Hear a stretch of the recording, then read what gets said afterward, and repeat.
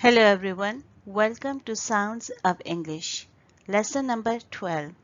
Today we will practice two sounds, voiced consonant j and unvoiced consonant ch.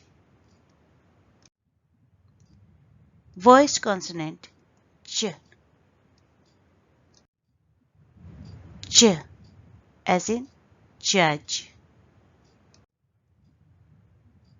j as in larger,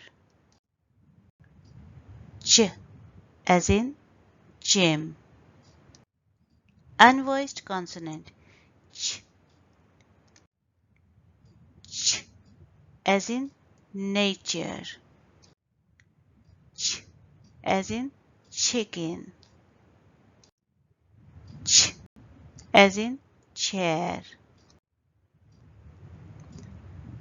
j as in judge, larger, gym, ch as in nature, chicken, chair. Thank you for watching. If you find this lesson helpful, please hit the like button. Subscribe the channel for new notifications and don't forget to leave the feedback. Thank you very much. Bye.